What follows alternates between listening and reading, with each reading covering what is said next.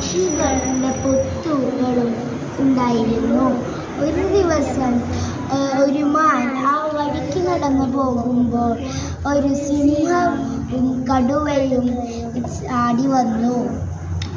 മാൻ പേടിച്ചു. മാൻ ഒരു ബുദ്ധി ഉപയോഗിച്ചു. മാൻ പറഞ്ഞു, സിംഹമേ, നീയാണ് കാടിൻ്റെ രാജാവ്, അതുകൊണ്ട് നീ തന്നെ എന്നെ തിന്നോളൂ. അപ്പം കടുവ പറഞ്ഞു, ഞാനാണ് ഇവനെക്കാട്ടും ശക്തിശാലി. അങ്ങനെ സിംഹവും കടുവയും തല്ലുടനെ തക്കം നോക്കി മാൻ ഓടി രക്ഷപ്പെട്ടു. Thank you.